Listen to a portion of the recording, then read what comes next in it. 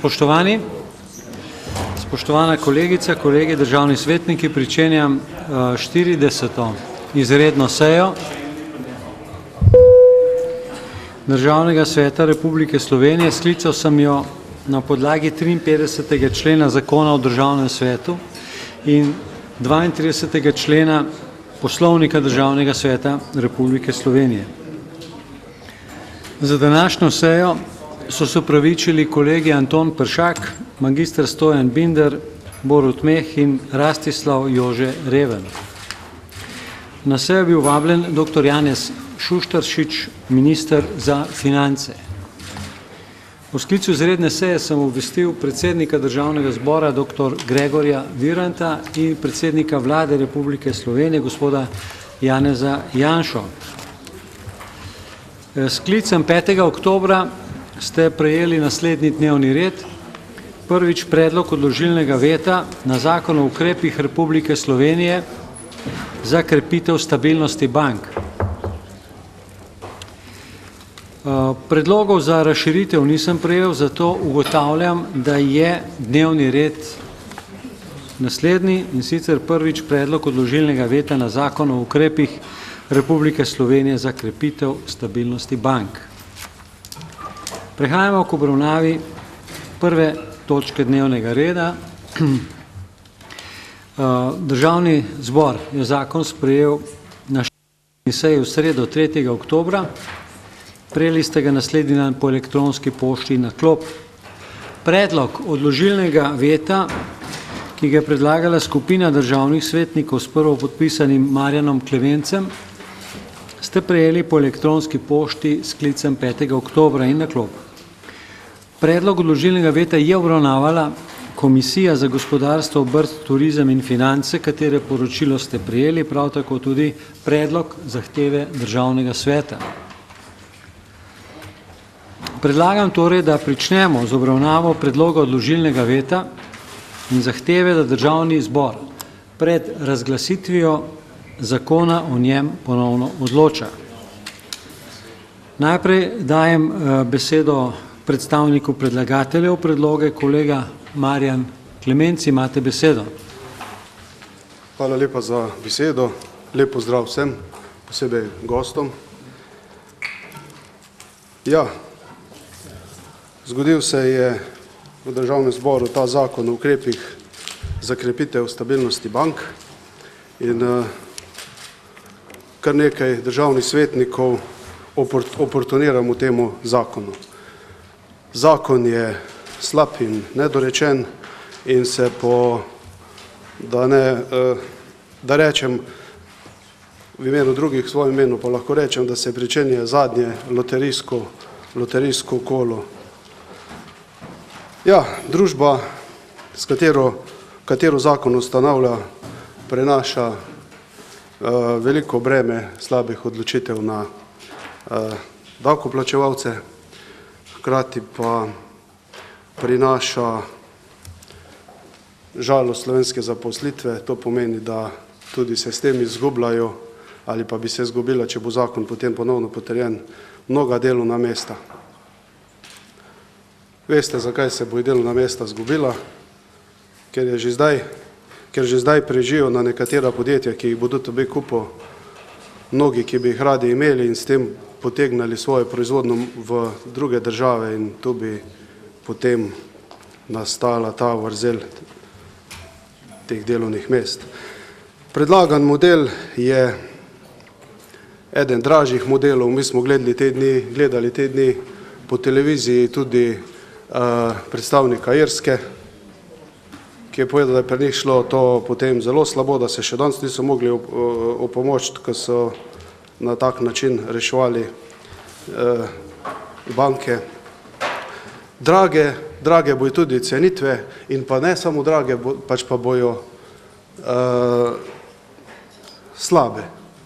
Mi vemo, da bo vladajoča politika namestila v ta organ, ki bo upravljal DUTB, pač ljudi z močnim političnim predznakom, tako iz kabineta predsednika vlade, tako iz gospodarskega ministrstva, iz finančnega ministrstva in bojo pač cenili, po moje, koliko pač bojo dobili take cenilce, da bojo cenili tako, bo pač treba. In to je zelo slabo in ne bo taki skupiček, ko se prvotno zastavlja s tem zakonom. In odkup terjatev obstoječim lastnikom povečuje dobičke in povečuje vrednost premoženja. Gre v tem primeru za nekakšno subvencioniranje obstoječih lastnikov za strani davkoplačevalcev. Poglejte, zakon je Banko Slovenije kot nekega regulatorja je v tem zakonu eliminiral. Je nek posvetovalni organ. No, super.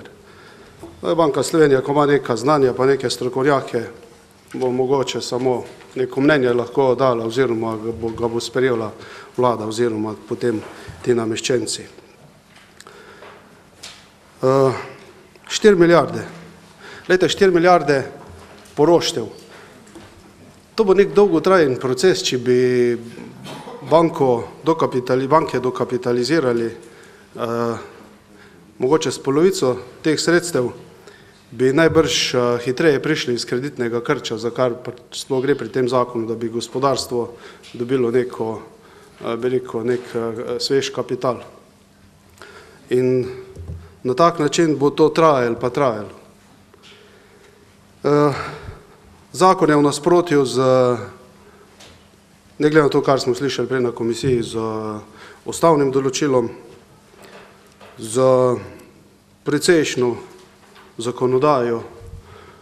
Tam bojo eni izvršni pa neizvršni direktorji lahko počeli, kar bojo želeli, saj ne bojo zapadli pod noben zakon. Plače bojo lahko imeli kakršne, se bojo pač dogovorili. In še pa še slabosti prinaša. Tudi smo slišali, oziroma kjer smo malo bolj potem spremljali to, da je bil zakon v 4 dneh 3-krat popravljen. A vidite to resnost priprave zakona? V 4 dneh zakon obrneš na glavo, pa potem spet obrneš, pa spet ne 2-krat, pač probaš, a gre ali ne gre. Ja. Tu sem že slišal tudi, da je kroži med ljudmi trditev, da celo se nekateri ekonomisti, ki so blizu vladi, da se za stavo grejo, stavijo, kak zakon bo kjer skozi pravijo, pa da bo pol tak zakon veljal, ne glede na posledice. Slišal sem tudi gospoda finančnega ministra, da priznava, da se uvaja moralni hazard. 6. oktobra na POP TV-ju. Jaz povem, kar sem videl. Potem državljani, davkoplačevalci se bojijo, da bo ta denar, ki se bo iztržil, ki bo sila malo tega denarja, potem, ker se bo pač pod ceno prodajalo, vemo, kakje so tudi, kak je nepremičninski trg in vse ostalo, da bo šlo večino tega denarja za tiste, ki so zdaj še proti koncu denacionalizacijskih postopkov, da bo šlo tudi za sanacijo nekega cerkvenega zloma, ki se je zgodil. Skratka, zato nas cukajo za rokav državljani, pravijo, to bo slabo. In ko smo že tudi kje rekli, da bi bilo veliko bolje, če bi finančni minister pred časom pomagal določenim slovenskim gradbincem in bi skozi vlado spravil nekaj milijonov evrov, bi to naše gradbeništvo tudi živelo naprej, vsaj malo bolje kot zdaj, ne pa da zdaj zaradi, ker nismo dali par milijonov evrov, zdaj pa nekaj 100 milijonov evrov se je zgodilo zgube. Tako da žal nekako vse vidi občutek, da se trudi vlada, samo na nepravi način. Zaenkrat bom pri tem mojem izvajanju končal in kot rečeno, prosim, da podprete ta veto, ker gre za slab zakon. Hvala lepa. Hvala, kolega Klevenc. V imenu vlade so danes prisotni gospod Aleš Ivkovič, državni sekretar, gospa Anja Rijavec, višja svetovalka z ministrstva in gospod Matej Runjak, generalni direktor z Ministrstva za finance. Lepo pozdravljeni in imate besedo, izvolite. Hvala lepo, gospod predsednik. Hvala vsem prisotnim. Torej, pred nami je zakon, katerega glavni namen je reševanje slovenskega bančnega sistema v situaciji, v kakršni se je zatekal v tem trenutku. Bančni sistem je na eni strani zaradi vse splošne gospodarske in finančne krize v zelo resni krizni situaciji, na drugi strani pa je v tej situaciji tudi zaradi relativno slabega upravljanja in kriznega upravljanja v preteklosti.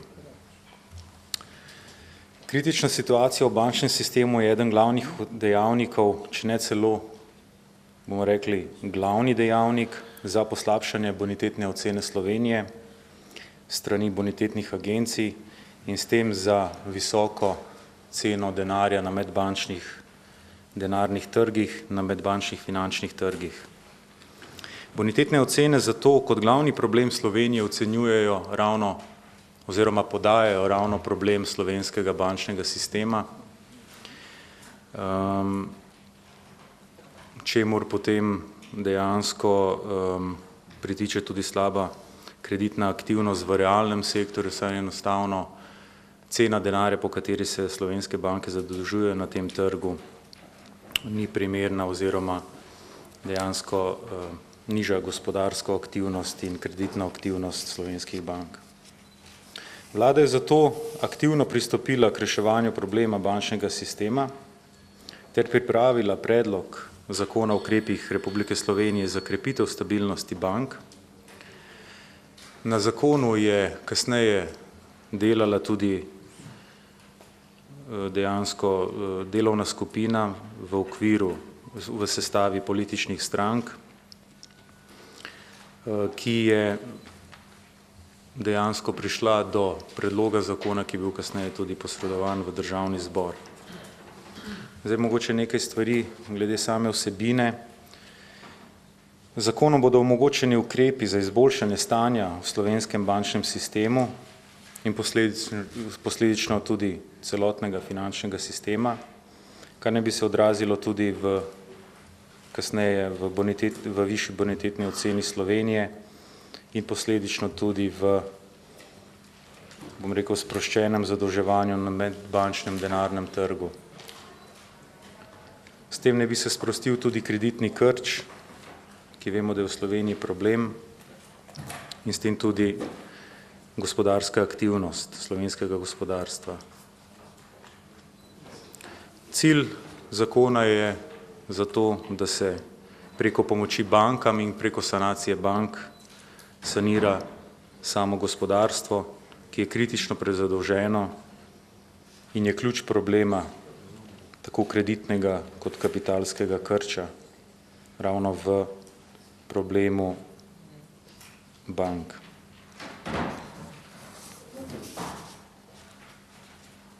Prav tako je potrebno povedati to, da zakon predvideva način reševanja bank, se pravi na način, da bodo stroški ukrepov za davkoplačevalce minimizirani in da bodo minimizirani tudi učinki na proračun države, ker vemo, da je v tem času in v tej javnofinančni situaciji tudi ključnega pomena. Morda nekaj pojasnil glede koncepta zakona.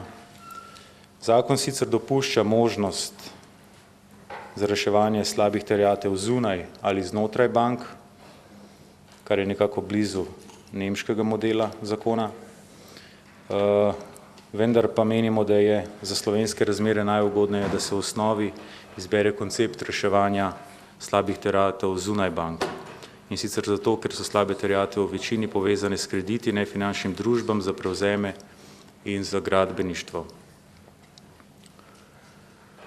Ukrepi bodo tako predstavljali dopolnitev sistemu nadzorniških ukrepov, ki jih ima Banka Slovenije in jih ne bodo na noben način nadomeščali.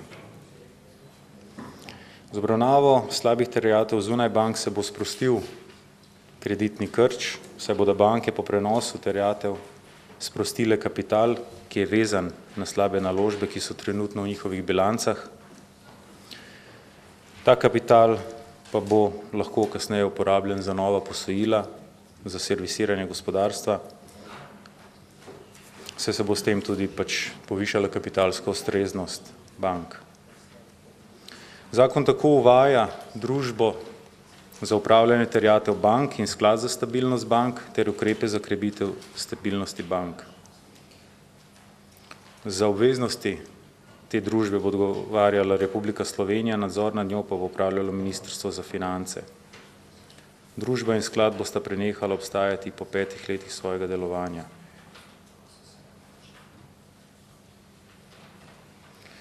Glede ukrepov, ki jih predvideva zakon, je tukaj pač nekaj ukrepov, ki jih velja omeniti, in sicer odkup oziroma odplačni prevzem premoženja banke, se pravi prevzem teh slabih terjatev, o katerih je govora. Drugi od ukrepov izdaja poroštva za krepitev stabilnosti bank, in sicer za prevzete obveznosti družbe, in tudi kasneje ukrep oziroma v neki fazi ukrep dokapitalizacije, ki pa naj bi bil izveden iz sredstev omenjenega sklada, ki bo ustanovljen v okviru slabe banke. Kot zadnji ukrep je predviden tudi ukrep posojila strani Banke Slovenije za zagotavljanje potrebe likvidnosti bank v skrajni sili. To je nekako, bom rekel, oris celotnega sistema, ki ga zakon uvaja. Morda pa je potrebno dodati še to, da bonitetne ocene v svojih poročilih opozarjajo na to, da morajo biti rešitve sistemske, dokapitalizacija banke iz proračuna ni sistemska rešitev in težko jo bomo kot sistemsko tudi argumentirali. Zato je pač potrebno vzpostaviti sistem reševanja bank v celoti. Prav tako je potrebno povedati to, da glede na to, da se veliko govori o tem, da je morda boljša alternativa dokapitalizacija bank iz proračuna, da je to bistveno dražja alternativa za davkoplačevalce in da se je v tem primeru potrebno vprašati, od kje se bo ta denar potem vzel. Lahko ga vzamemo z znižanjem socialnih transferov, lahko ga vzamemo z znižanjem odhodkov za plače v javnem sektorju, ampak od nekje je pač to potrebno vzeti. Ali pa dejansko povišamo davke in dodatno obremenimo gospodarstvo. Tako da rešitev, ki jo predlaga vlada in ki jo je sprejel tudi Državni zbor s tem zakonom, je bistveno cenejša za davkoplačevalca in bistveno manj posega v njegov žep. Potrebno je omeniti tudi to, da glede na, bom rekel, kritičnost problema slovenskega bančnega sistema in glede na to, kako budno nas spremlja mednarodna finančna javnost, kako budno nas spremljajo mednarodne bonitetne agencije, naj povem to, da v primeru nesprejetja zakona, ki dejansko uvaja to sistemsko rešitev, ki jo predlagamo, se bomo lahko soočili z bistveno zaostritvijo na mednarodnih finančnih trgih, kar je pa lahko v tem trenutku, ko dejansko Slovenija poskuša najti sredstva za, bom rekel, refinanciranje svojih obveznosti na teh trgih lahko kritičnega pomena. In je dejansko lahko kritično to, da kakršnakoli, bom rekel, da padec tega zakona lahko pomeni en velik korak proti temu, da bo Slovenija morala pač svoje probleme reševati ob pomoči koga drugega. Hvala. Hvala lepa. Besedo ima predstavnik Komisije za gospodarstvo, obrt, turizem in finance. Izvolite, kolega Kovšca. Hvala lepa za besedo. Komisija Državnega sveta za gospodarstvo, obrt, turizem in finance je danes obravnavala predlog odložilnega veta na zakon o ukrepih Republike Slovenije za krepitev stabilnosti bank in sprejela sklep, da odložilni veto podpira. Med samo razpravo je bilo podano veliko tehtnih argumentov za in proti in izražena tudi pobuda državnega svetnika dr. Jan Vid Goloba, da se Državni svet o omenjeni problematiki v prihodnje tudi posvetuje oziroma poskuša vsebinsko bolj osvetliti ta problem. Hvala lepa. Hvala. Besedo imajo predstavniki interesnih skupin.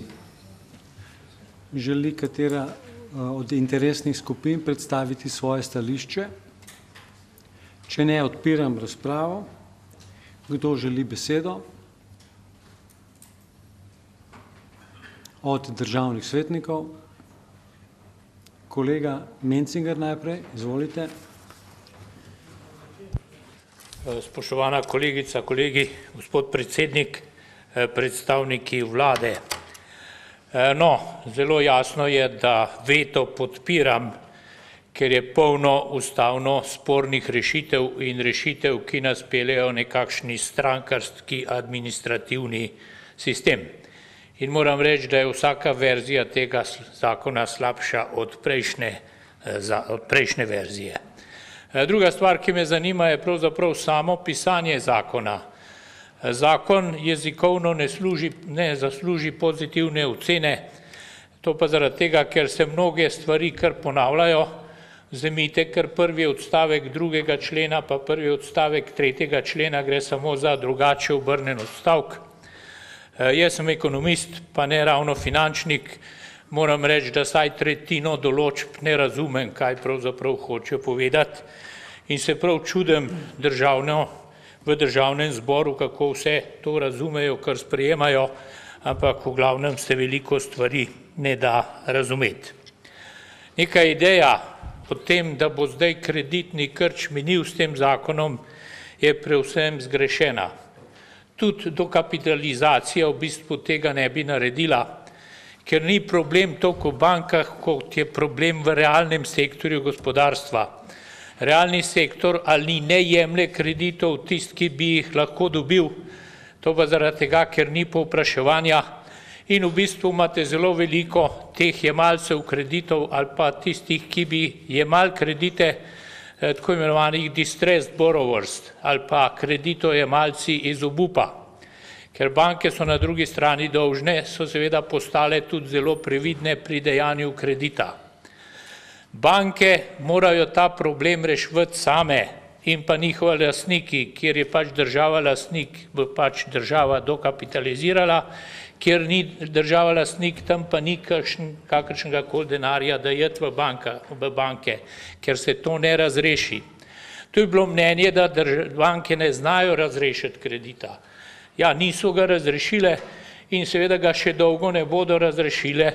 Če mi obravnavamo bankirje kot nekakšne kriminalce, potem je seveda najenostavnejše narediti tako, da nič ne narediš. V tem primeru, če nič ne narediš, potem seveda ne boš kriminalc. No in zdaj se pravzaprav dogaja ravno to.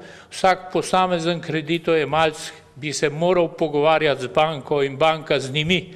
Mnogo slabih kreditov se da rešiti z reprogramiranjem, mnogo slabih kreditov se pa mogoče da rešiti celo z nekim dodatnim kreditom, ki povečajo pač tok denarja in s tem olajšajo vplačevanje kreditov. Govori se o izkušnjah.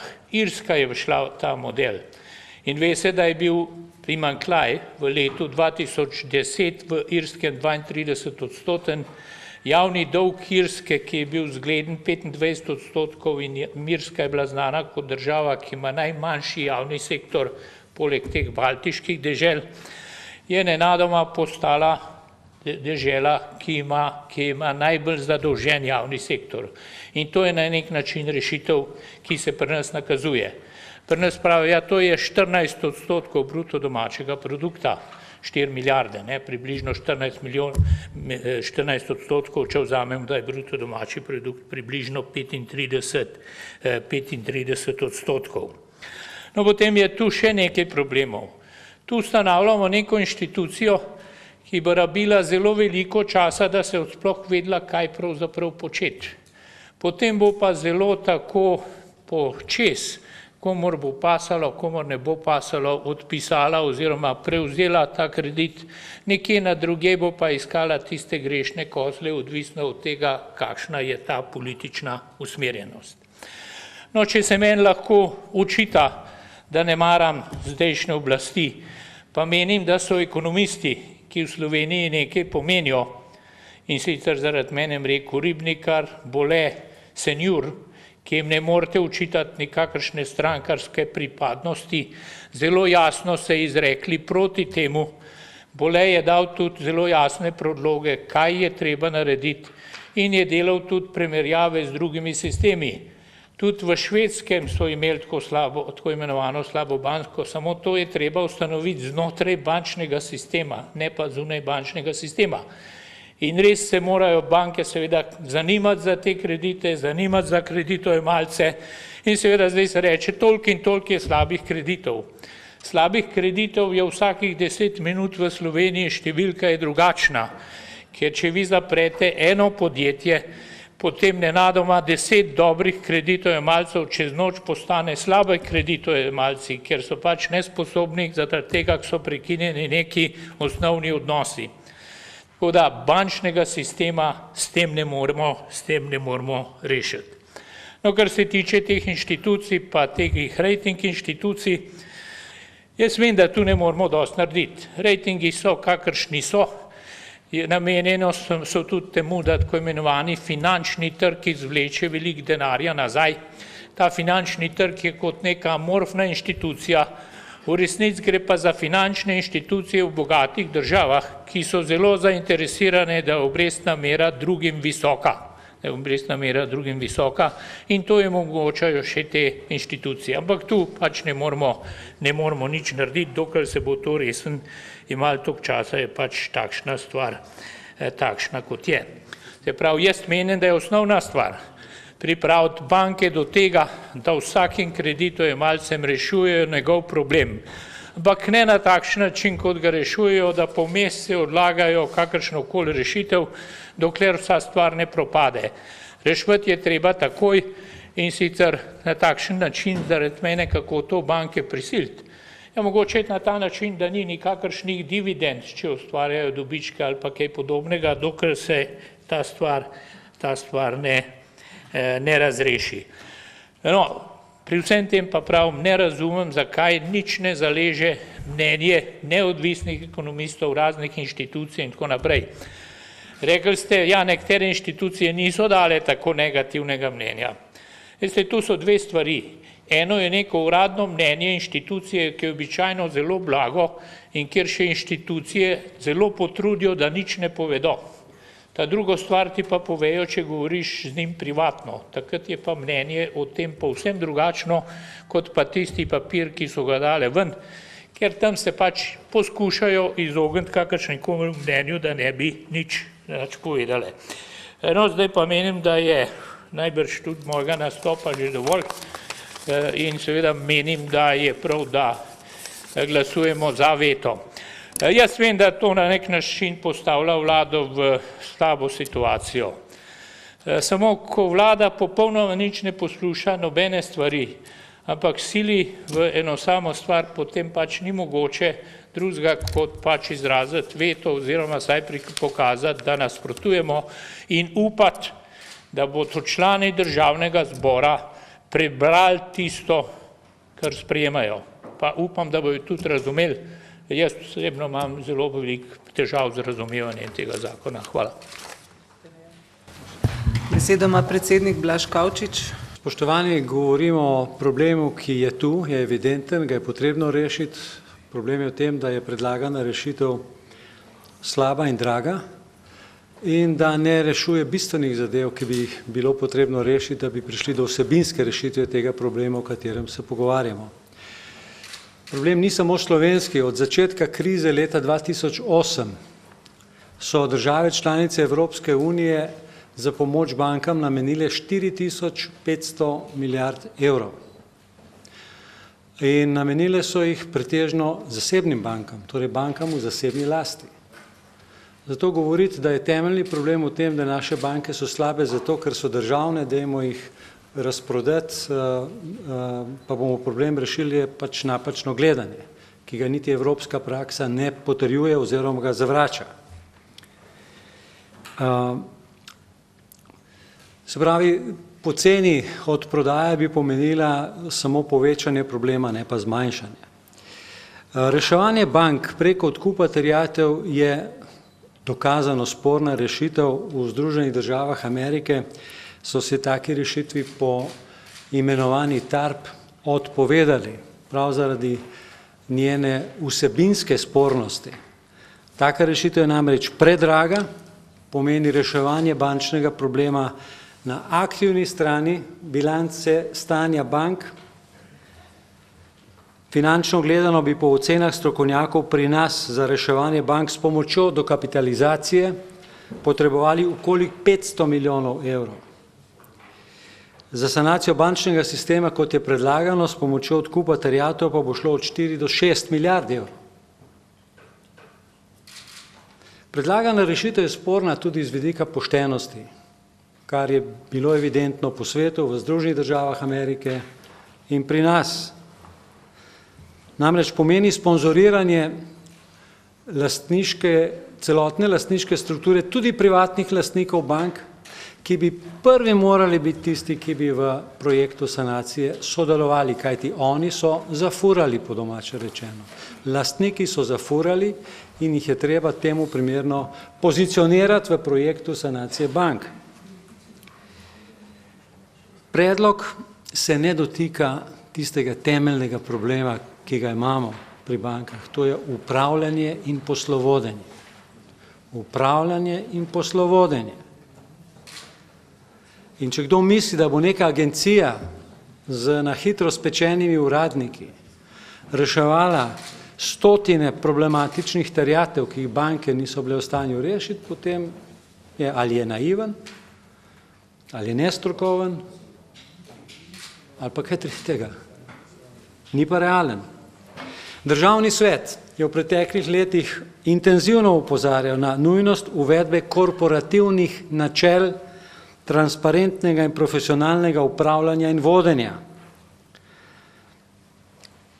Temeljni problem, tisti vzrok problema, okrog katerega se danes pogovarjamo, je v netransparentnem vplivu elit, ki so ob aktivnem soglasju političnih vplivnežev različnih političnih barv v bančnem sistemu počele to, kar so počele.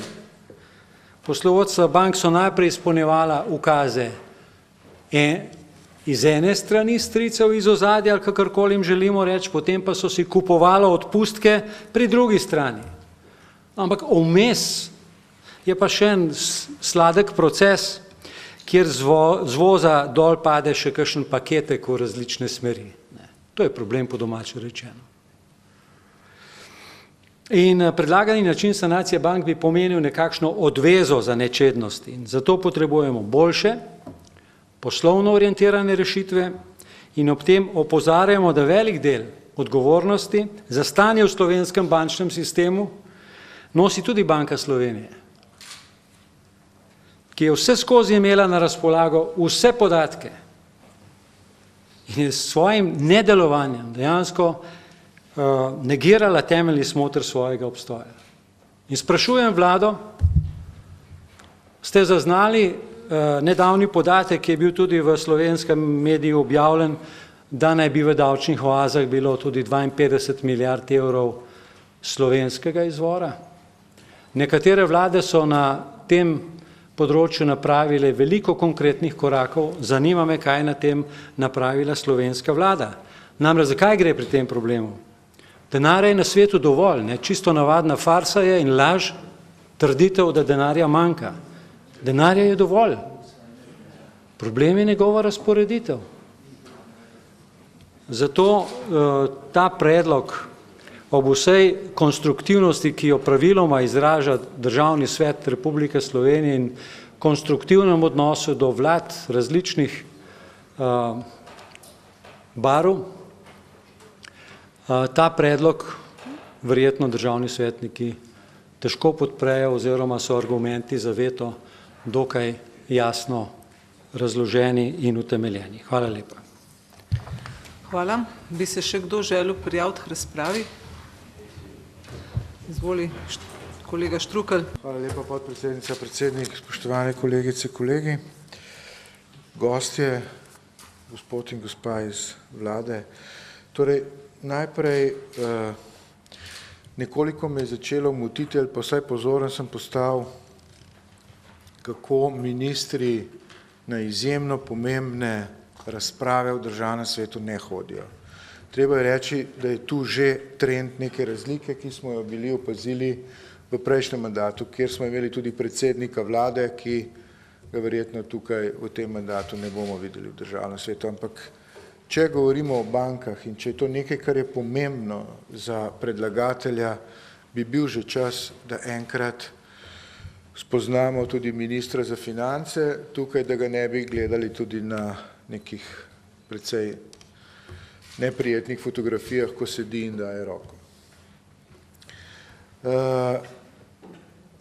Drugo, tisto, kar je bilo opazno pri državnem sekretarju gospodu Živkoviču.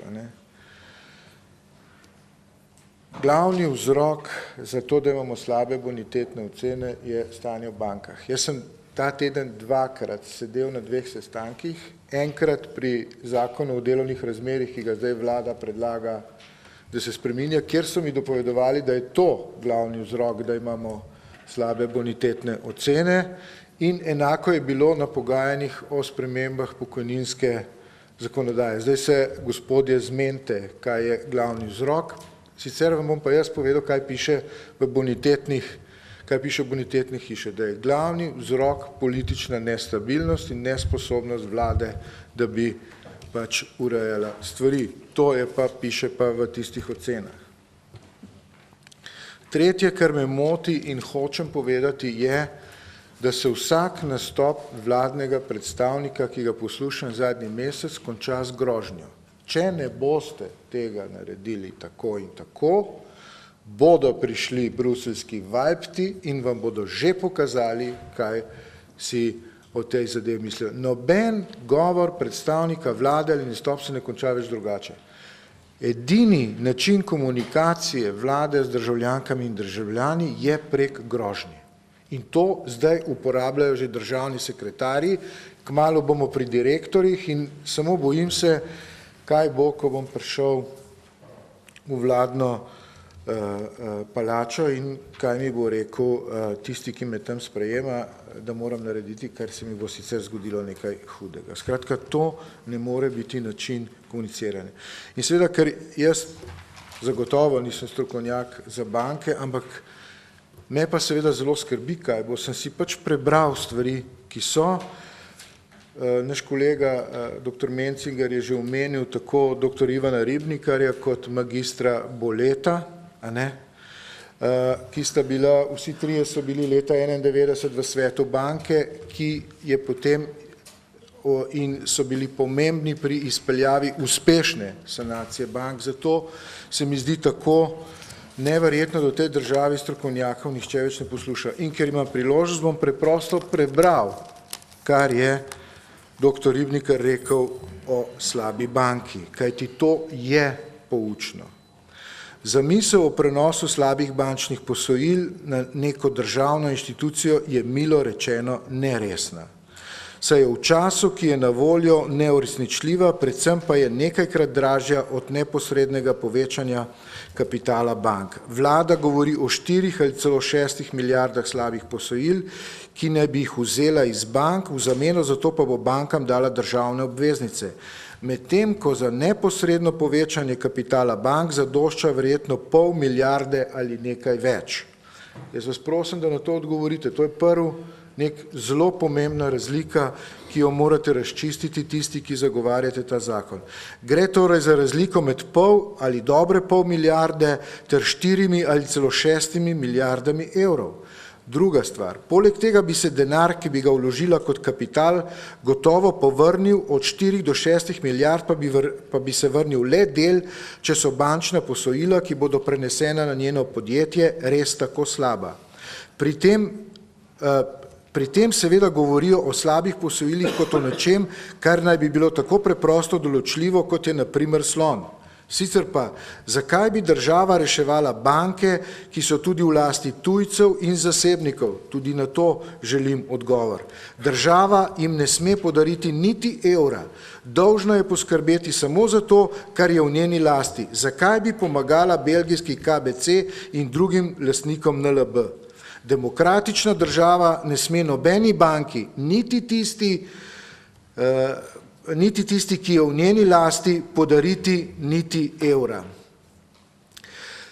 Za vse, kar vanje vloži, denar in seveda predvsem ali samo svoje obveznice, mora dobiti ustrezen lastninski delež.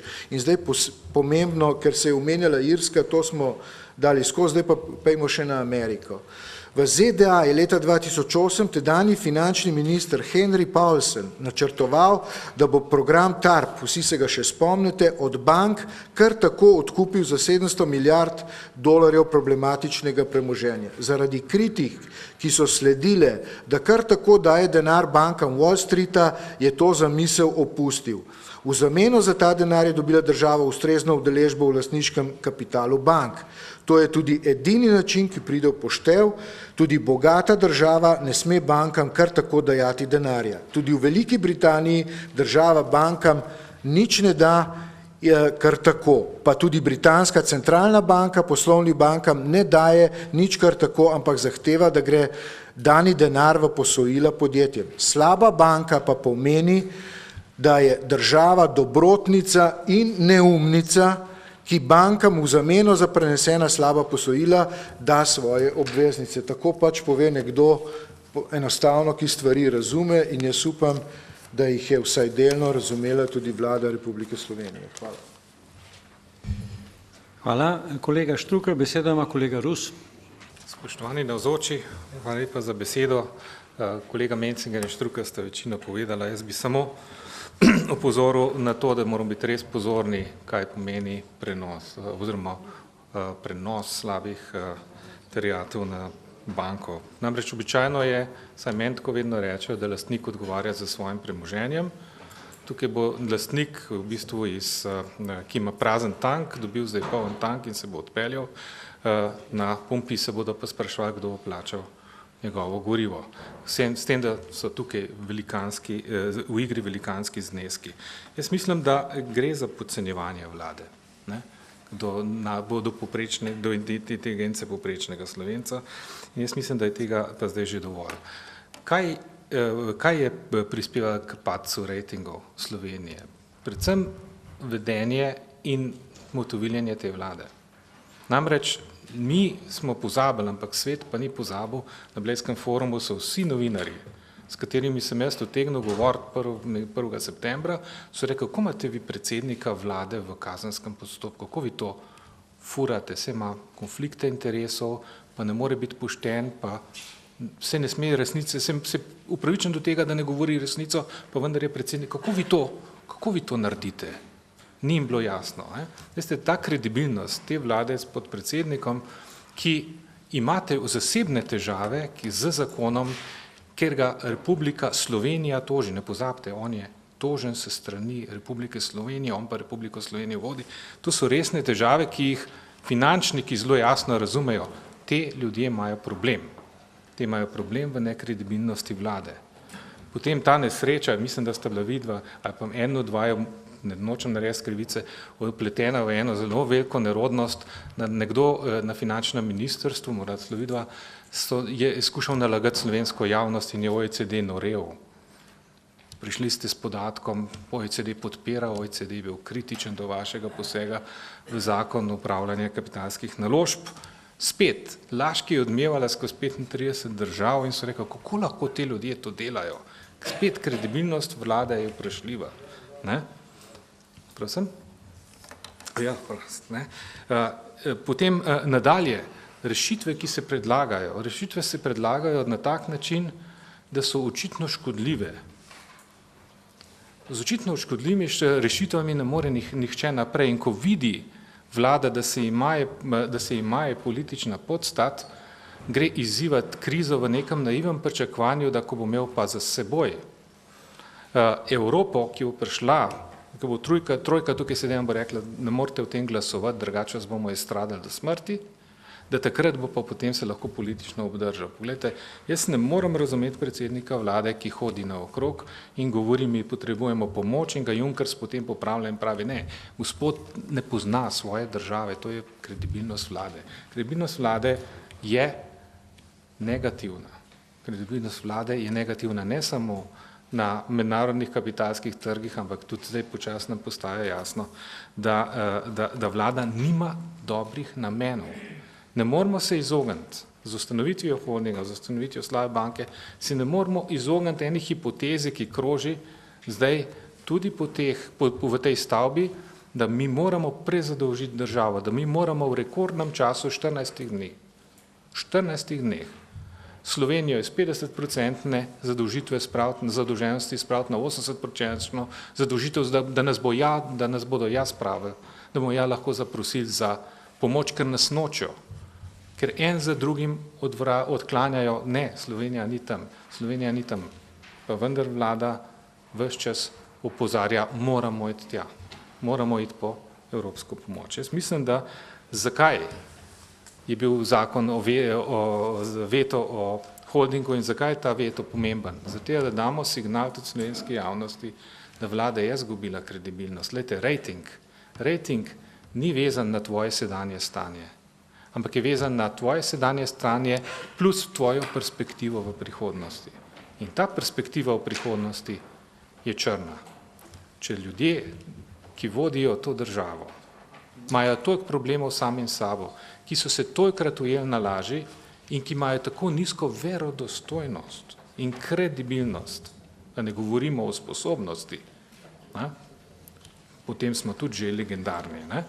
Potem seveda nas ne morejo visoko oceniti. Kolega Mencinger je optimist, ko pravi, ne moramo nič vplivati. Zelo dobro lahko vplivamo na to. Blazno lahko vplivamo, če pokažemo, da zavračamo nekredibilno vlado, ki enostavno se poigrava za Slovenijo. Jaz bi s tem rad zaključil in se še enkrat, kot rečeno, v izogib ponavljanju, pridružil tudi argumentom, ki ste jih rekla kolega Mencinger in kolega Štrukelj, in s tem podprl predlog veta. Kolega Reven ima besedo. Hvala za besedo, lep pozdrav vsem, posebno predstavnikom vlade. Če smo imeli nekoč, oziroma če je toliko strokovnjakov, kot se tukaj zdaj sliši, bilo doktorjev, magistrov in tako naprej, kje so bili ti ljudje, ko je se začela kriza, ko so začeli prikazovati indici, da kam pluje naša bančna struktura. Kje? Zdaj, kar naenkrat so tukaj in vejo, da to ni prav. Če nastane en problem, ga podjetniki običajno rešujemo tako, da ga analiziramo in poskušamo iz njega izpluti. Meni neprestano slišim besede našega najvišjega, ko je v preteklosti, ko so se pojavili problemi, rekel, dajmo, sedimo se pa premislimo. Krasno. V krizi sedi se in premisli. Isto kot če bi kapitan Tita nekaj rekel, se bom malo sedel, bom premislil, a spustim rešilne čovne dole, ne. Toliko. Drugo, najlepše je reči, nič narediti. Kaj pomeni? Če nič naredimo, če se nič ne spremeniti, bo ostalo stanje tako, kot je. In to me kot podjetnika neprestano moti. In tukaj se sprašujem, včeraj je bilo daja od državnega sveta. Dobro, predsednik je povedal. Vendar vse bolj dobivam občutek, da to ni tako. Zakaj? Pri vetu o AUKN je jasno, kot beli dan že, da tisti članek več ali manj drži. To se pravi, da se takrat pokrivalo ljudi, ki so šli po politični liniji, da zasedali delovna mesta tam, a kaj delajo, ne vemo, ampak v glavnem dobro plačano.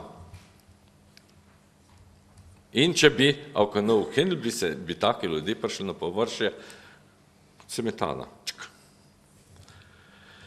Drugo, današnji veto me zopet spominja, da gremo v tisto smer, ne tam, da ne bomo pokazali, kateri so pa denar, da ne bi prišlo ven, kateri so pa denar dobili brez garancij.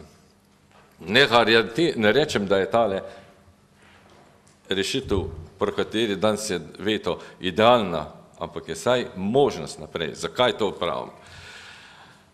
Pred časom sem govoril s podjetnikom, ki bi rad povečal kvaliteto svojega produkta s tem, da bi vgradil avtomatsko elektronsko kontrolo.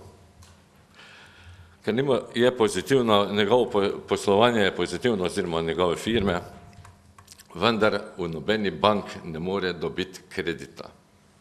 In se sprašujem, ali je boljše, da ostane stanje tako, kot je, ali je boljše, da se kakorkoli spremeni in da bo tak podjetnik lahko dobil kredit in začel dvigovati svojo kvaliteto, ker bo lažje v naslednjih letu, 2 letih konkuriral v konkurenci v tujini. Kaj je? Ali bomo mi zdaj zaradi neke politične usmerjenosti, pa tistih, ki so v zadju vsega tega cirkusa, a bomo preprečevali, da bo podjetništvo šlo naprej, da bo lahko se odpirala nova delovna mesta, da bomo lahko iz tistih novih delovnih mest dobili v pokojninsko in druge blagajne dodatne sredstva. In tukaj me moti dvojnost deklariranja državnega sveta. Na eni strani pravimo, smo apolitični, po drugi strani pa vidimo tukaj, da so stvari popolnoma politične. In jaz pravim, dajmo nehati prodajati leskove palce za bukova drva. Res ne. Hvala, gospod Štrukelj, bom povedal, še zakaj sem rekel to. Predno je bila vlada imenovana. Predno, kdo je šel okoli šolnikov, pa kaj je delal? Zato rajš ne takih komentarjev. Potem pa, če pravimo banke, da se bodo banke same sanirale. Koliko smo jih mi že dokapitalizirali? Kje so tisti učinki? Vedno še. Kdo od nas bi bil pripravljen svojemu sinu ali pa hčerki dajati neprestano denar za nekaj, kar ne veš, a bo imelo učink? Kdo? Vsak pameten ne bi tega dal. In jaz ne vidim. No, kolegu Rusu, zdaj se bom pa še politično oglasil, kolegu Rusu pa naslednje. Sumim, kolega Rus, da si na neznanem kraju, v neznani banki, neznano kdaj, nameraval vzeti neznano količino denarja. Ali je ta moje sum utemeljen? Najbrž ne. Zato se ne na take in drugačne fore oglašati. Prvič sem se oglasil iz političnim. Zakaj kredibilnost? Sedaj se postavlja problem kredibilnosti. Kje je bilo pa prej 3 leta? Kje je bila kredibilnost? Nikjer, noben se ni oglasil o takratni kredibilnosti. Rapotali smo samo tisti, ki smo hteli, da se bi stvar v pozitivno stran šla naprej. Toliko. Upam, da bo državni svet res tisto, kar se je zdaj zagovorilo in kar smo vsaj 4 leta delali. Hvala. Hvala. Kolega doktor Golob ima besedo. Replika, se opravičujem, ja, replika je tokrat evidentno možna. Jaz sem bil zelo osumljen kaznivega dejanja jemanja kredita ali iskanja kredita. Jaz zanikam vsako bom rekel, dejanje, ki bi kršilo slovensko zakonodajo in upam, tudi prosim se tiste, ki si zdaj zapisujete, koga je vse treba jutri dati na hišno preiskavo, prosim, ne me dati na hišno preiskavo, nimam pospravljeno doma, imamo bolane otroke, tako da počakajte do ponedeljka. Kolega Reven, sum, prosim vas. Hvala. Torej, besedo ima kolega doktor Golob, za njim repliko. Ja, prosim. No, jaz imam povsem nepolitične replike. Kar se tiče hazardiranja, sam sem bil med tistimi, ki je govoril o tem velikem zadolževanju oziroma hazardiranju med 2005 in 2008, ampak v glavnem so se mi bolj smejali. Drugič, kar se tiče podjetnika, podjetnik seveda lahko dobi, če je tako dober kredit kjerkoli v Evropi, če je res tako dober, če pri naši banki ne more. Ampak očitno, da tudi druge banke ne zaupajo povsem. Meni je zelo žal, nažalost, so se banke šle z ene skrajnosti v drugo skrajnost in to ne samo naše. Kar se do kapitalizacije tiče, je bilo pa več ali manj povedano. Pri naših dokapitalizacijah je bilo samo veliko govorenja. Cela Slovenija je 2 leti govorila, koliko rabimo, in to so govorili ljudje, ki kaj vedo o dokapitalizaciji ali pa nič. Druge so pa to naredili čez noč, ampak relativno, če je 4000 milijard, primerjate v Evropi, pa tisto, kar smo dali v vsem času v Ljubljansko banko, se seveda ne da primerjati v našo korist. Bistveno manj smo dali. No, kolega dr. Golob, zdaj pa vendarle. Spoštovani kolegi, kolegice Državnega sveta iz ministrstva. Začel bom tam, kjer je profesor Mencinger omenil, kdo sploh ta zakon v tej obliki razume pa čita. Verjetno velja za poslance kredam ut in telegam. Verjamem, da bi razumel osnovni stavek scholastike tja iz 12. 13. stoletja. Državnemu svetu se ponuja višja oblika. Naredimo razumem in verjamem. Najprej na predlog gospoda Kovšce naredimo tukaj posvetovanje, disput o tej problematiki slabe banke ali dokapitalizacije. Na to lahko povabimo res ustrezne strokovnjake, ki ste jih prej omenili. Omenili so tudi protagoniste slabe banke, gospoda Mastena, mislim, da je tudi dr. Polanec tam na ekonomski fakulteti, ali še kakšni ekonomisti, pa se ne na prostorih Državnega sveta izvrši ta debata o tem, kaj je dobro za državo. Zdaj, ko se bomo tukaj odločili, seveda dobro preide k besedam gospoda Revna o tej kronologiji, zakaj smo tukaj. Kaj nas je pripeljalo v to finančno stanje? Koliko smo dokapitalizirali že banke, pa zakaj smo jih? Pa na nadaljevanju, zakaj je dokapitalizacija alternativna varianta slabi banki. Poglejte, bilo je leto 2008, denarja ogromno, kredite se je jemalo tako močno, da se je pregrela banka in je bilo treba gospodu Širclju in gospodu Bajuku dokapitalizirati prvič po leti 2008 z, reci in piši, 300 milijoni evrov. Ker se je preveč kreditov jemalo strani kreditojemalcev. To je bila prva dokapitalizacija po letu, po recimo tistem, kar se je dogajalo ob osamosvojitvi. Prišlo je leto 2009, ko je mogel Državni zbor po volitvah sprejeti, kako uspešna je bila prejšnja vlada, da je pozitivno končala svoje poslovanje, ampak v osnovi je to šlo, kot da bi na gnil zob dali zlato plombo, zlato krono. Bančni sistem države je bil do konca zadolžen. Iz plus 2 milijard je prišlo na minus 13 milijard. Takrat se je začela pa zadolževati država. In treba je bilo za prvič vzeti kredite 3-4 milijarde, je dr. Križanič vzel, za depozit v Ljubljansko banko.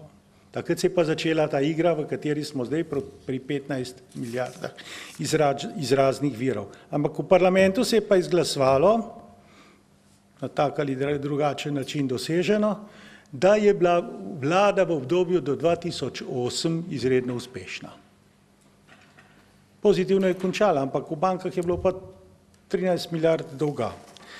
No, zdaj se seveda, te krediti so se porabljali, kolikor so se, to smo že večkrat obdelali, kupovali so se lastniški deleži, podjetja, ki naj bi te kredite vračala, so bila pa vedno v slabši ekonomski kondiciji.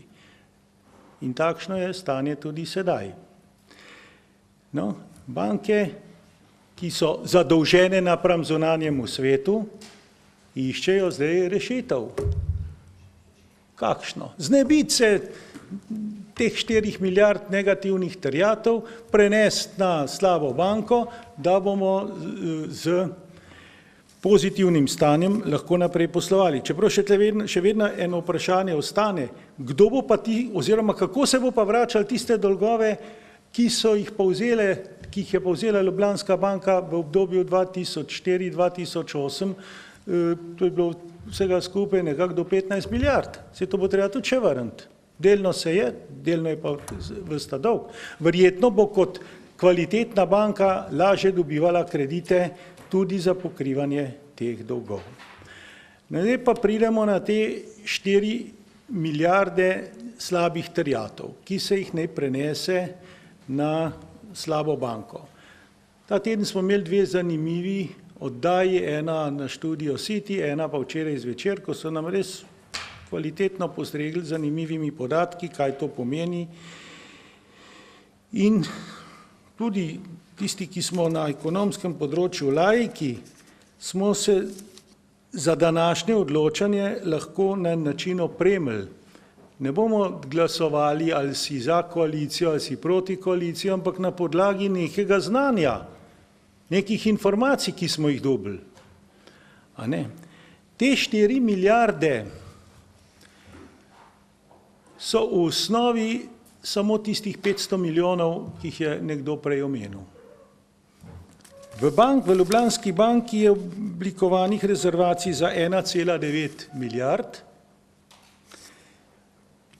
za 3,5 milijard slabih terjatev pa, gospodje ekonomisti, jemljete v šoli, da je recovery rate približno 35%, to je 1,1 milijarda. Pa smo pri 3 milijardah, torej manjka dejansko samo nekih 500 milijonov. Te bi pa zlahka mi prešli v dokapitalizacijsko obliko Ljubljanske banke. Oziroma vseh 3 bank, če vzamem, da bi bilo treba je tudi dokapitalizacijo z 1,2 milijarde, pa 850 milijonov v Ljubljanski banki, 250 NKBM-u, 100 milijonov A-banki, bi prišli do ustreznega kapitalskega vložka 9%, morda bi lahko bilo še nekaj več, in se lotili reševanja po vzorcu skandinavskih držav, ko so ta svoj model uspešno zaključile. Zdaj, v Sloveniji bi morali dejansko imeti to podporo, te rešitvi, ki jo večji del stroke zagovarja. Torej, ali bomo šli v 4 milijarde pa prenesli kje na slabe banke, kjer se bo pol tam več ali manj pojavila divji lov, pridobili realnega denarja 33-35%, to je 1 milijardo, ki bo boge kje končal, ali v holdingu, ali pa boge kje, ali se bo prisilili tiste, ki so Ljubljansko banko spravili v stanje kot je, zdaj jo pa še rešujte. Lastnika sta bila v glavnem 2, slovenska država in Belgijci. Belgijci so imeli od 2007 ključno besedo pri upravljanju tveganja v bančnem sistemu. In jim seveda najverjetneje intervencija z dokapitalizacijo ne bi odgovarjala. To je tako imenovan diluting, kjer bi se delež Belgijcev zmanjšal, pri čemer bi se njihov vložek 600-700 milijonov bi rekel naredil vprašljiv. Ukolikor gre pa denar na slabo banko, ostanejo Belgijci s svojim denarjem v enakem deležu, kot je sedaj. Torej gre tle v zadnji za čist realen denar, ali ga bo plačal naš davkoplačevalec, ali ga bo plačal oziroma delno zgubili partnerji v lastništvu Ljubljanske banke. Torej odločamo se o takih vprašanjih. Tako da, koliko pravite, da je bilo dokapitalizacije Ljubljanske banke? 300 sem jih omenil. V času gospoda Bajuka, poleti 2008. Potem je bila dokapitalizacija 2011, marca, 240 milijonov in letos poleti to smo tudi tukaj razpravljali, 381 milijonov julija 2012, 60 milijonov je šlo iz strani soda, 321 pa na obveznice. Torej, to je nekako 2% bruto domačega proizvoda. Avstrijci so banke sanirali s 5%, Nemci tudi. Torej, ta 2% ni neka velika dokapitalizacija nečesa, kar je v skupnem slovenskem premoženju. Tako da okrog tega se moramo tudi pogovarjati. A je to veliko ali je malo? Včeraj smo bili priča razpravi tudi o gradbeništvu. Avstrijci so svoj Strabag sanirali, tako da danes z lahkoto tudi nastopa po slovenskem ozemlju, medtem ko smo naše gradbince spravili na čist drug režim preživetja. Torej, jaz bi še enkrat predlagal spoštovanemu predsedniku Državnega sveta, da pod njegovo taktirko naredimo ustrezen disput z vodilnimi strokovnjaki bančništva in tudi drugimi sodelujočimi, pa pogledamo, kako se da iz tega optimalno zviti. Ker samo preprosto, pogledajte, v Državnem zboru opozicija ima dva, recimo, predstavnika ekonomije in financ, to sta gospod Pogačnik pa gospod Šircelj, ostala večina je tudi priočena. Opozicija, gospod Bratuškova, gospoda mogoče Frangeša, drugi so tudi priočeni. Pa so pa tista zgodba, roka ali srce, to smo pa že zanč obdelali, a ne? Večina je resnica. In Državni svet je pomemben korektivni organ, da to popravimo. Imamo pa inštrument javnega disputa, na katerega povabimo vodilne ljudi. Hvala. Kolega Ščernjavič ima besedo. Lepo pozdravljeni. Začel bi s tem, da člani Komisije za lokalno samoupravo, če se spomnite, smo razpravljali o najbrž edini v tem Državnem svetu, pa najbrž tudi, dobro, razen komisiji, kjer je Državnega zbora, o kreditih v Slovenskih železnicah. Se spomnite? Na mojo pobudo, ko je prišlo poročilo, konkretno, kako so se železnice zadolžile in pod katerimi pogoji. Bila je dolga razprava, tako da ne bi rekel, da ne bi politiziral. Da govorim o tem konkretnem kreditu, ker smo imeli razpravo, smo se seznanili, spraševali, imeli smo pred sabo vodstvo železnice, gospoda, ne vem, kako se že pisal, kako? Ja, Brankoviča, ki je že spakiral, ampak kaj smo ugotovili? Poglejte si zapis, konkretnem enem kreditu, in tako je množica kreditov v Sloveniji. Zdaj bom pa šel na krediti slovenskih železnic, ki so bili pač, najbrž so tudi v slabitvah mnogih bank, pod katerimi pogoji so bili dobljeni, in ko smo vrtali, ali pa smo vrtali, kam so ti krediti šli, smo končali zgodbo na pol ali pa na 3/4. Dejstvo, je to dejstvo? Je dejstvo. Ne bom pa šel naprej. Da bi si tole odgovorili stanje, ali slaba banka, ali dokapitalizacija, to, kar je kolega prej Golob začel, predlagal tole, konkreten sklep, ali pa poziv, ali sklep, ali karkoli, in sicer da zahtevamo, ali pa sklep, da pozivamo, ne vem, kako da formuliram, da bi vedeli, razumeli stanje o slabitvah, da naj, preden bomo imeli ta javno razpravo, se z njo strinjam, zelo strinjam, da dobimo poročilo od koga? Od Banke Slovenije, ki ga je gospod Krajnc dal predsedniku vlade in ki je šel na tožilstvo in na policijo. Tisto, lahko imamo tudi zaprto sejo o tistem poročilu, zato da si predočimo, jaz domnevam, kaj noter je, sigurno strukture, pogoji in krediti in kdo je kje kaj vzel in jemal in kam so ti krediti šli in zakaj te slabitve. domnevam, da je to noter, a ne. In če tega ne dobimo, seveda lahko gradimo pa tudi na tisti naših ugotovitvah, ki smo imeli za to javno razpravo o, dobro, še kjerega, torej kot državni svet, kot komisija, ki smo razpravljali o konkretnem kreditu, ne več na splošno, o enem konkretnem kreditu, enih pomembni firmi v Sloveniji. In z tega pol bi pa seveda razčiščevali to dilemo, ali slaba banka, ali dokapitalizacija in kaj najboljše za državo, davkoplačevalce, delavce v Sloveniji. To bi konkretno predlagal in izpelil, da ne bi rekel preveč polemiziral okrog teh drugih vprašanj. To, kar je bilo rečeno, ja, to se popolnoma strinja drugič, bi rekel, če bo sanacija ostala odveza za številne nečednosti, a ne, komu odveza? Kaj pa za tiste, ki bojo to odvezo dobili kot obligacijo ali pa na svoj hrbet za naslednjih 5, 10, 15 let?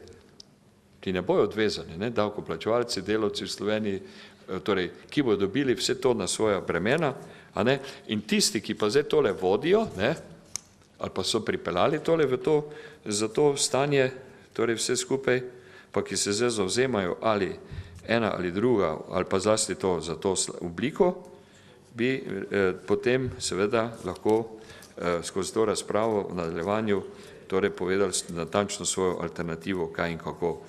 Torej, kar je to bilo narejeno, je pač, kot je pripravljeno, pa to, kar slišim, beremo, sledimo, je seveda se vse skupaj sliši grozljivo. Jaz bom rekel tudi, koliko je predstavnik MF-a tudi tukaj, poglejte, beremo, slišimo, tudi javnosti je, kako se že posli sklepajo.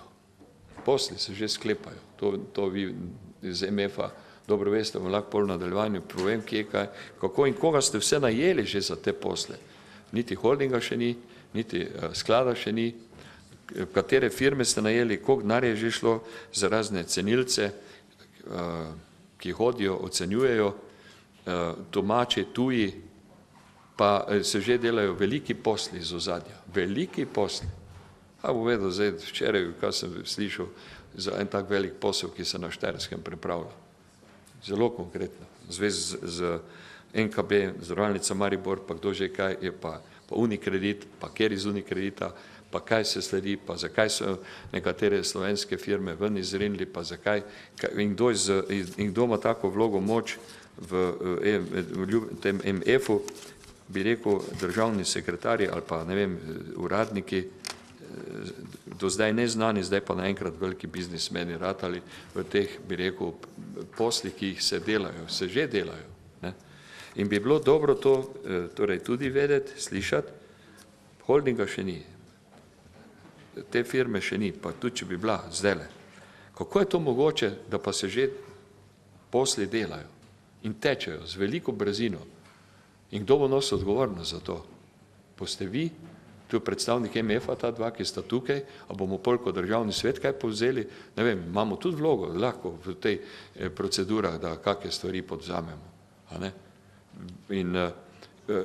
In kako se bo to, kako, mislim, kaj pol je te eno seja zdaj danes o tej stvari, ki je rekel, če vse to že tečejo posli, mnogi emisari so že bili, mnoge velike denarje zaslužili pri teh pregledih, pa še bojo. Kaj pol mi zdaj tukaj delamo? Pol nekdo nas tle za nos vleče, pa zavaja, po domače rečeno, ne? Kar zaletavajte se, pa imejte velike razprave, mi bomo pa to do konca izpeljali vse te transakcije, ki so, ne? Tako, torej, ki tečejo. Ne? In to, kar je bilo, četrto, kar je bilo omenjeno, ali pa torej tudi te odlivi, sicer zdaj, ali kakšna ocena na MF-u, ne, takole pa tisti, ki se ukvarjajo z davčnimi oazami, ali bo pol lahko seveda mnogo denar, ki je šel v tujino, velika sredstva v teh 20 letih ali pa 15 letih, se lahko seveda zdaj v kratkem vrača in bojo posamezniki skupine prišli do velikega premoženja v Sloveniji in bi rekel, krepko prestrukturirali in prevetrili to državo, družbo in jo še globije razslojili, kot smo. Toliko. Kolega Vnunčec, prosim. Današnja razprava je malo smešna. mogla bi biti ravno obratna, ne? Da tisti, ki so proti vetu, bi morali biti za, ne? Tisti, ki smo pa obratno, no? Tako, tisti, ki so za veto, bi mogli biti proti, tisti, ki smo pa proti, pa za. Ne? Ampak kajti slaba banka sigurno prinaša nekaj, kar smo tudi v tem državnem svetu že govorili, da je treba, ne vem, da so cene stanovanj, ki so jih propadli gradbinci, naredili pa jih ne morejo prodati previsoke in da je treba to v promet spraviti. In to so največje bančne težave, recimo, pa še druge. Ne? In če bi temu sledili potem, ne vem, kolega Črnjaviča na zadnji seji so skrbele počitniške zmogljivosti firm. Ne? A je to zdaj glavni problem? A je to zdaj glavni problem? Recimo, ne, najbrž ne, ne? Ampak sam toliko malo, da prinesem k tej razpravi. Tako da slaba banka ne bo nič koštala v končni fazi. Kajti vemo, da te slabe naložbe bank so sigurno minus, ne? In slaba banka ima nalogo, da te slabe naložbe v čim možni meri na najboljši način proda po trenutni ceni. Zdaj vemo, se denar pušča svojo sled. Tisti, ki so za to odgovorni, sigurno ne bojo ostali nekaznovani, jih bo treba poiskati pa primerno obravnavati. Jaz se v to ne bi spuščal, zato imamo pravno državo in jaz tudi verjamem, da bo pravna država svoje naredila. Denar pušča sled, tako da naj odgovarjajo, če so se slabo odločali oziroma namerno slabo odločali. Pustimo tisti, če so se slabo. Če so se pa namerno slabo, pa sigurno jih čaka roka pravice. Tako da, če pa ne bomo nič naredili, ne, da pa zarivamo, da se skrivamo in kar zdaj počnemo, ne, sproti smo vsem zadevam, proti smo holdingom, proti smo slabi banki, rešiti pa so tudi vse druge reforme brez veze. Ne bojo imele učinka in jaz mislim, da smo potem na zelo dobri poti Grčije, ne, potem bo pa veliko slabše, kot bo pa recimo v tem primeru. Samo to, hvala. Kolega Majes ima besedo. Hvala za besedo. Razprava poteka tako, kot v večini problematike v tej Sloveniji. Ne. Vedno gledamo za nazaj, kdo je kriv, iščemo, obtožujemo en drugega in to zame ni nič novega. Ne. Zame je pri tem zakonu je pozitivno to, da sem danes slišal čist drugo razlago, zakaj je ta zakon in čemu je namenjen, ker kolegica z ministrstva na seji komisije, ko smo obravnavali prvič ta zakon, je dala čist drugo obrazlago, zakaj je ta zakon pravzaprav namenjen. In jaz sem vesel, da je danes državni sekretar nekaj drugega povedal, povsem drugega. Drugo, kar je, mene veseli spoznanje, da je treba nekaj narediti. Ne? In jaz mislim, da več ali manj je vsem v tej državi jasno, da tako kot smo zadnjih najmanj 10 let počeli, ne, da samo trošimo in samo razmišljamo, kje bomo še dobili in na kak način bomo stimulirali potrošnjo, ne razmišljamo pa o tem, da bi tudi več ustvarjali, prej ali slej bo temu prišel konec in bo to storila ta vlada, naslednja vlada ali pa tista trojica, s katero nam v zadnjem času vse bolj grozijo. Ko sem danes poslušal na komisiji, sem razumel, da pri tem zakonu gre v bistvu za en finančni manever, kjer država kupuje likvidna sredstva po najnižji možni ceni in sicer tako, da se bojo te državne obveznice prodali ECB-ju, prišli bomo do likvidnih sredstev in to bi bilo vse lepo in prav za mene, če se to ne bi končali na eni točki, kjer pa tudi jaz sam začnem špekulirati. In sicer špekuliram zaradi tega, ker nisem dobil odgovora, kakšen je obseg teh slabih terjatev v slovenskih bankah, ki je lahko večji, ki je lahko manjši. In ko špekuliram, da je ta vlada še naslednja 3 leta na oblasti, so te 4 milijarde točno tisto, kar manjka v proračunu skozi naslednja 3 leta. In potem jaz razmišljam pač po neki kmečki logik, ne, karavana gre naprej, psi lajajo in nič se ne bo zgodilo in nova vlada čez 3 leta, ki bo prišla, se bo spopadala s povsem istim problemom, ki ga imamo že danes in ga enostavno nočemo prepoznati. Želel bi, da zvem to cifro, katera je, kakšne so slabe terjatve, če je to višja cifra, potem se dajmo zadolžiti za več, dajmo v resnici zagnati gospodarstvo, ker edino z več prilivi se bomo sanirali na dolgi rok, če je manjša, potem toliko tega ne rabimo, ne? Če je pa moja špekulacija upravičena, potem pa mislim, da to ni dobra rešitev, ker samo odlašamo isti problem v prihodnost. Kolega Jenčič. Hvala lepa.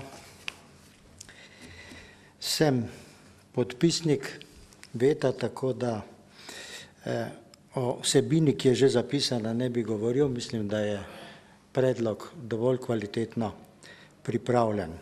Ampak moja profesionalna deformacija mi nekako ne da, da ne bi še dodatno poskušal oceniti tega famoznega 11. člena zakona, ki se mi zdi kot en, ne vem, prosti spis osnovnošolca. Ne razumem ga. Razumem pa 20. odstavek 11. člena, ki ga ne razumem. Kaj pravi?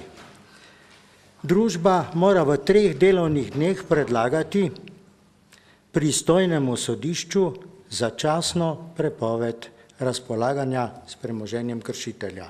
Zelo jasno. Sicer ne vemo, kateremu sodišču, ampak domnevam, da gre za kakšno okrožno sodišče, oddelek za gospodarsko sodstvo. In tukaj se uporabljajo določbe zakona za izvršbo in zavarovanje. ZIS. Dokaj jasno. Ampak potem pa je v istem odstavku naslednji stavek: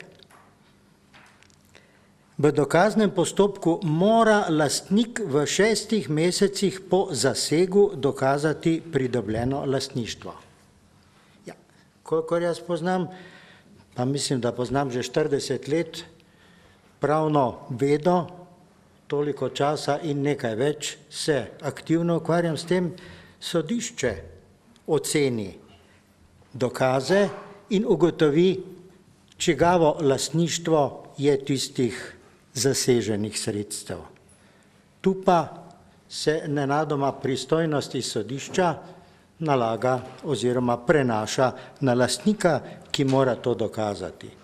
Ne, da mora predložiti dokaze, on mora že kar dokazati v 6 mesecih in nedokazana sredstva se te protipravno pridobljene premoženjske koristi postanejo vir za sanacijo. Zdaj me pa zanima, v katerem postopku, po kakšnih postopkovnih pravilih in na kak način se naj to dokaže in pri katerem sodišču. Skratka, gre zopet za eno določbo, ki je mogoče na prvi pogled všečna, v praksi pa popolnoma neuporabna. Tudi to je bil samo en primer, zakaj takšnega zakona v resnici ni mogoče podpreti, ker bo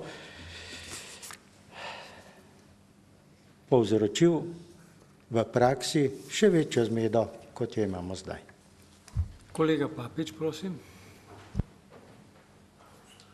Ja, sam sem malo razdvojen, moram reči odkrito, podpreti ali ne podpreti, in sicer recimo imam naslednje dileme.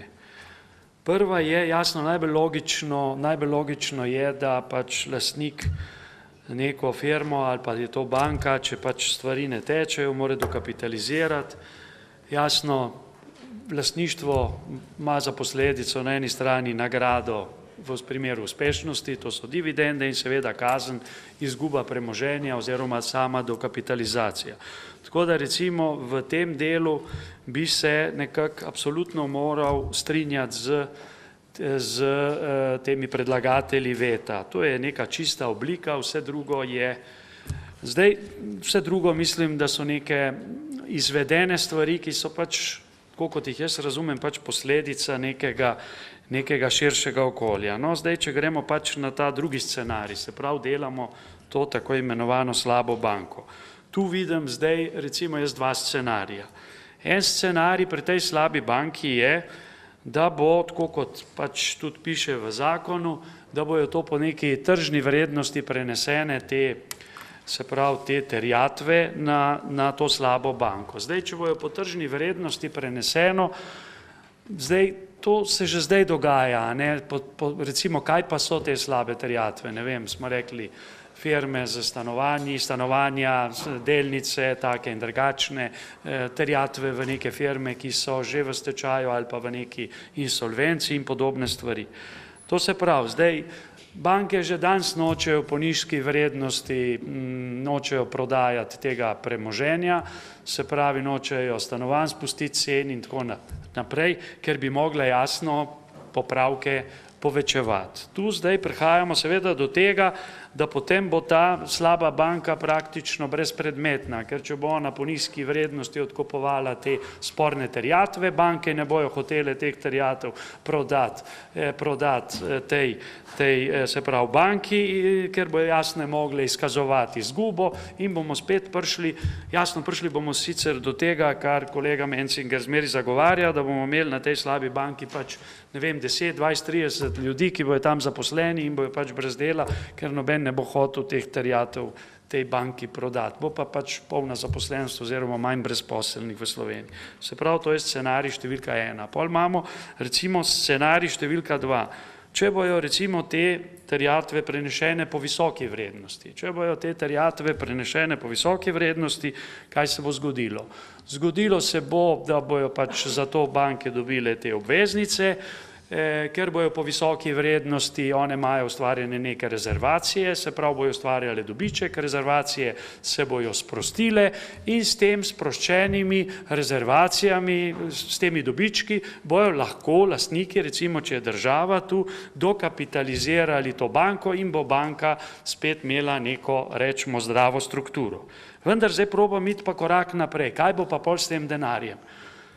Jasno, banke največkrat ne dajo denarja zato, ker se bojijo, da ga komitenti ne bojo vrnili. In pa se bo verjetno kaj zgodilo s tem denarjem, ki ga bomo z Evrope potegnili. Se pravi, obveznico prodajamo Evropski centralni banki in dobimo svežo likvidnost z Evrope.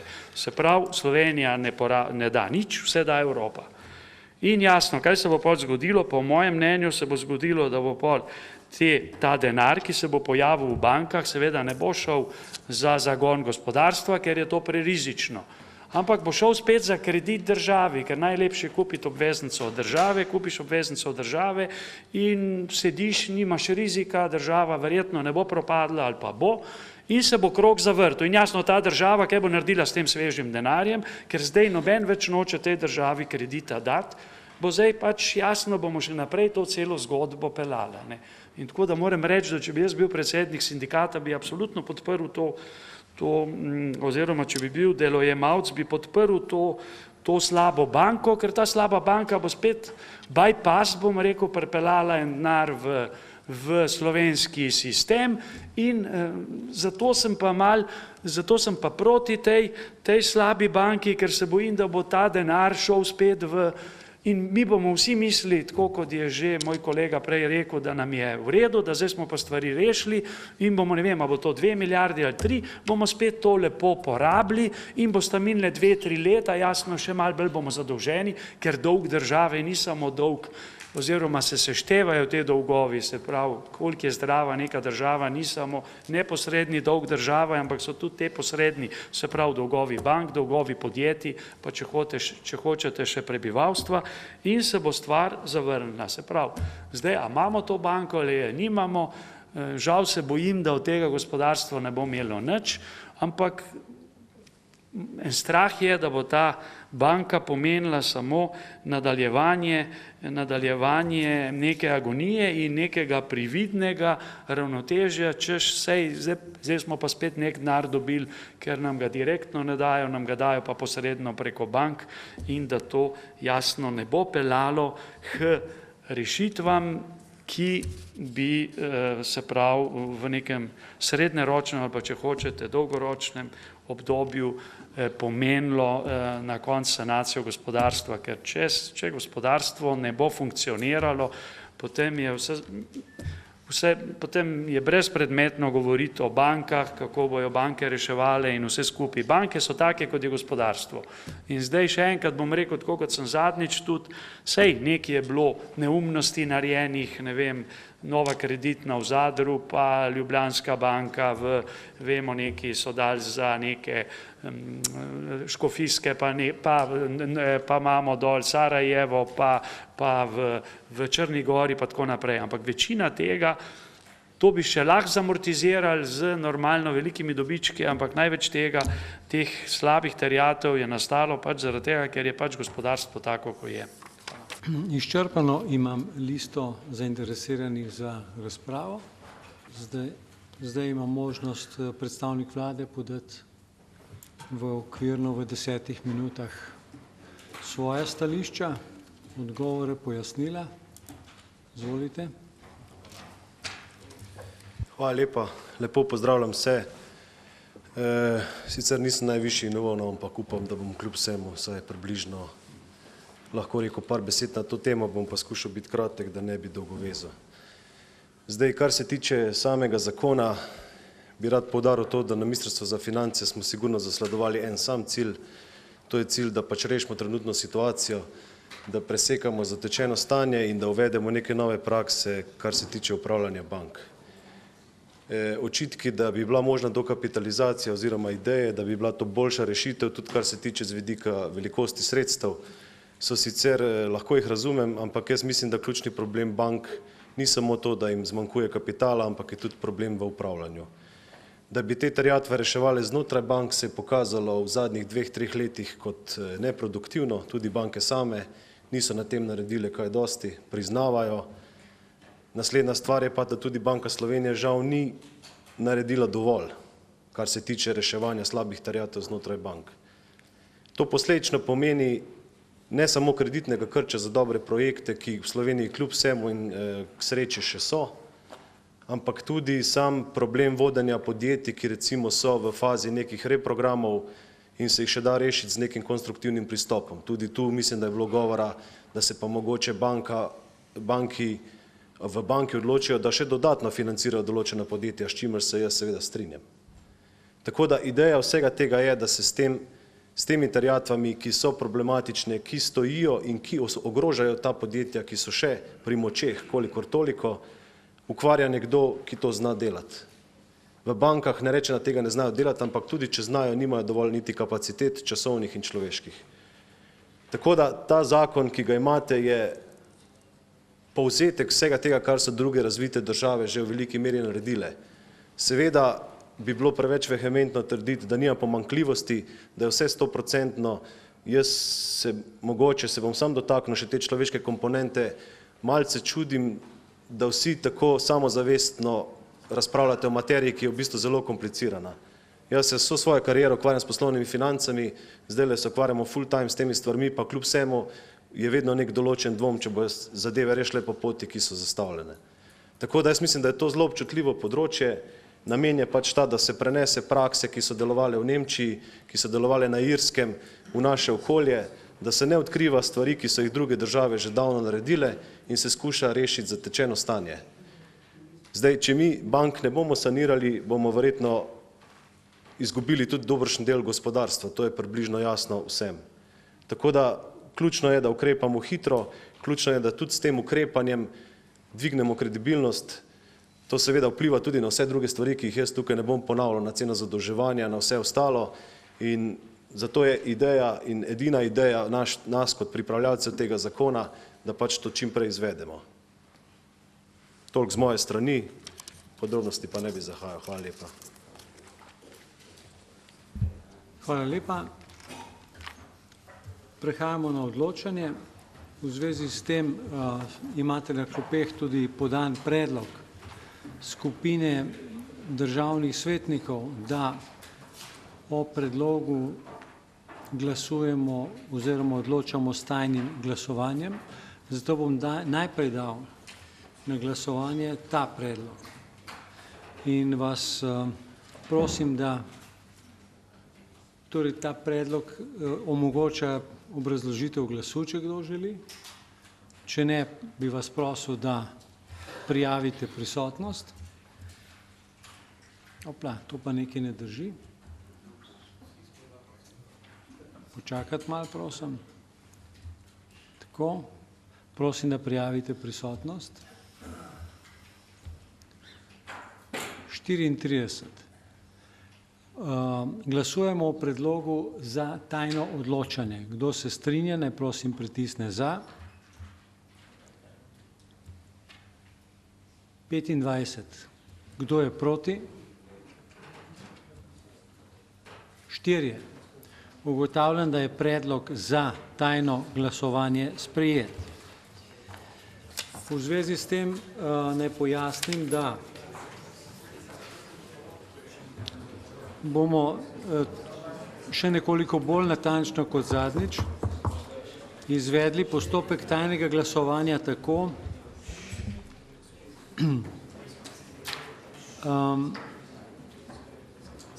da bo tajno glasovanje vodil odbor, ki ga sestavljajo predsedujoči, to sem jaz v tem primeru, in 4 na seji izvoljeni državni svetniki. Zato potrebujemo najprej predlog iz interesne skupine delodajalcev. Koga predlagate za delodajalci, za člana skupine? Kolega Dušan Črnigoj. Potem delojemalci, Ščernjavič. Potem interesna skupina kmetov, obrtnikov, samostojnih poklicev.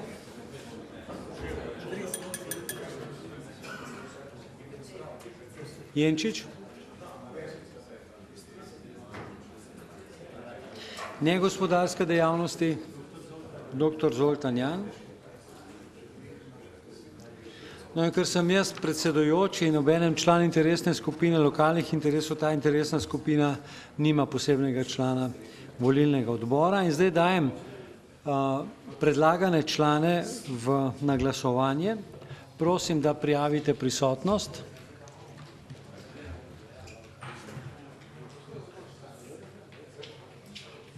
Devetindvajset. Kdo se strinja, naj prosim pritisne za.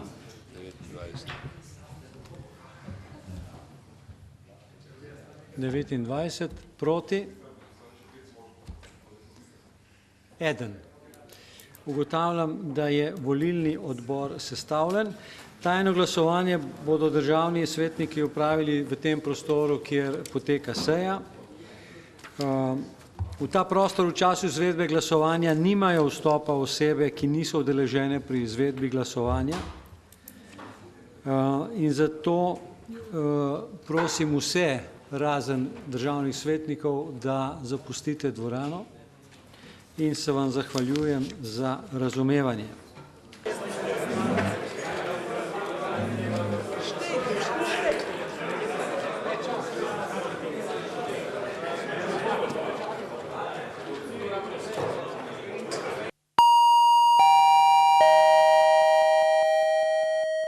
Spoštovani prisotni, kolegice, kolegi, dovolite, da preberem zapisnik o ugotavljanju izida o tajnem glasovanju o predlogu za odložilni veto na Zakon o ukrepih Republike Slovenije za krepitev stabilnosti bank. Na 34. seji je bilo navzočih 34 državnih svetnikov, 40, tega podatka nimam, tukaj ga bomo kasneje preverili, prosim, čakaj.